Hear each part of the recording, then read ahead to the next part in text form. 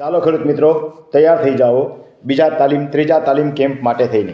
પ્રથમ તાલીમ કેમ્પમાં જે વસ્તુ આપણે શીખ્યા છીએ અને બીજા તાલીમ કેમ્પમાં જે વસ્તુ શીખ્યા છીએ એ તમામ વસ્તુનો ટોટલ મારી અને આવતા તાલીમ કેમ્પની અંદર દરેક વસ્તુ એક સાથે શીખવામાં આવશે, એટલે કે એક સાથે ડબલ લાભ મળશે. પ્રથમ તાલીમ કેમ્પની અંદર આપણે ઘણી બધી વસ્તુઓ શીખી ગયા, બીજા તાલીમ કેમ્પમાં ઘણી બધી વસ્તુ શીખી ગયા. તમે યુટ્યુબમાં સાંભળેલું હશે, પણ હું રિપીટ કરું છું કે ત્રીજા તાલીમ કેમ્પમાં 5 અને 6 એપ્રિલના રોજ તમને શું શીખવા મળશે. તો એ તાલીમ કેમ્પની અંદર રીસર્વેમાં રહી ગયેલી ક્ષતિઓ, વૃક્ષો વગેરે તમારે નોંધાવવા, ટાંકા, ઓરડી વગેરે પિયતના સાધનો જે છે એ તમારે 7 નંબરમાં કેવી રીતે નોંધાવવા અને એના શું ફાયદા.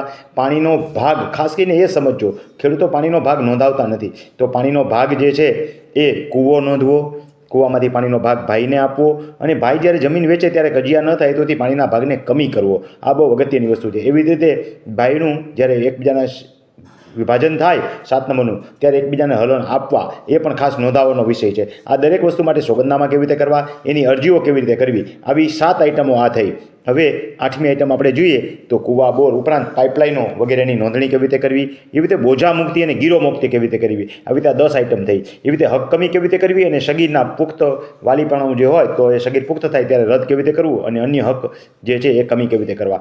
એવી રીતે ઉપરાંત 3 વસ્તુઓ એકસાથે આપણે બોલી નાખીએ કે વારસાઈ કેવી રીતે દાખલ કરવી, વારસાઈ માટે વારસાઈ આંબો કેવી રીતે બનાવવો, તથા હયાતીમાં હક કેવી રીતે દાખલ કરવો, એના માટે એફિડેવિટ અને એગ્રીમેન્ટ કેવી રીતે કરવા.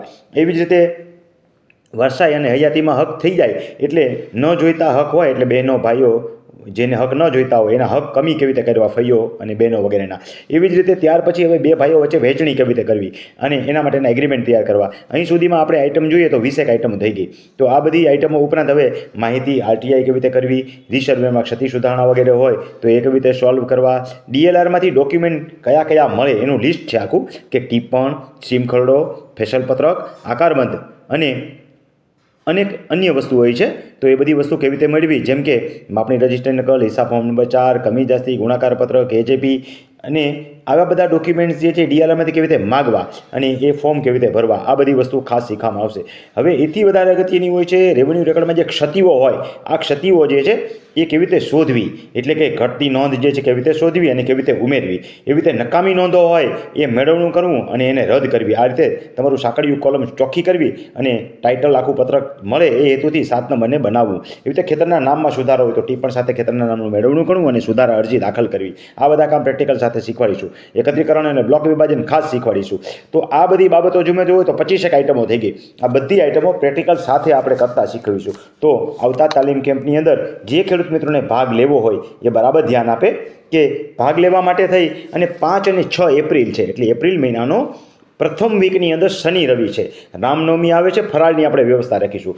રહેવા જમવાની બધી સુવિધાઓ રહેશે. 3000 રૂપિયા ફી રહેશે.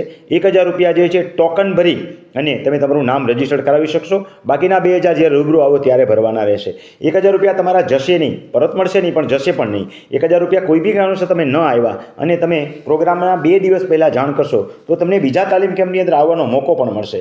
ને જે લોકો આગલા તાલીમ કેમ્પમાં આવી ગયા છે એમને માટે આપણે સ્પેશિયલ ઓફર તો આપેલી જ છે, પણ આ તાલીમ કેમ્પની અંદર જે લોકો આવે છે અને નેક્સ્ટ તાલીમ કેમ્પમાં આવશે એને આપણે 1000 રૂપિયા સ્પેશિયલી ત્યાર પછીના આ ત્રીજો તાલીમ કેમ્પ છે એટલે ચોથા તાલીમ કેમ્પમાં આપણે એને ડિસ્કાઉન્ટ અત્યારથી જ ઓફર કરી દઈશું. તો ખેડૂત મિત્રો તૈયાર થઈ જાઓ.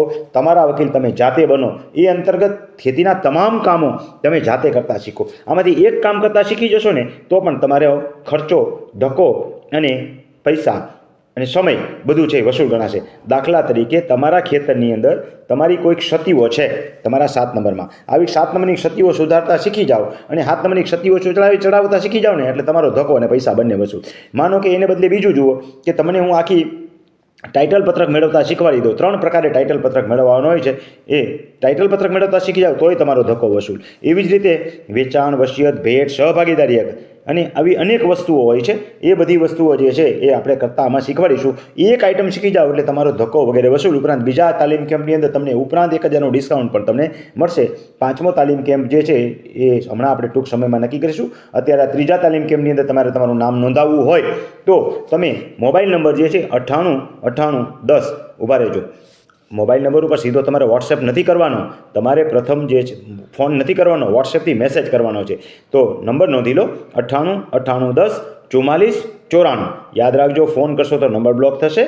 તમારે વોટ્સએપથી મેસેજ કરવાનો છે કે મારે પ્રોગ્રામમાં ભાગ લેવો છે, અથવા તો મારે આ પ્રશ્ન છે કંઈ પૂછવું છે તો વોટ્સએપથી પૂછી શકો છો, અથવા વોટ્સએપ દ્વારા થઈ અને તમારે તાલીમ કેમ્પની અંદર ભાગ લેવો છે અને નોંધણી કરાવી છે એમ તમે લખશો કાંઈ પણ, એટલે હું તમને એનો QR કોડ મોકલાવીશ અને QR કોડના આધારે માત્ર 1000 રૂપિયા ટ્રાન્સફર કરી અને તમે ત્રીજો તાલીમ કેમ્પ 5 અને 6 એપ્રિલના રોજ ભાગ લેવા માટે થઈને તમારું નામ રજીસ્ટર્ડ કરાવી શકશો. તો ચાલો તૈયાર થઈ જાઓ 5 અને 6 એપ્રિલના તાલીમ કેમ્પમાં આવવા માટે.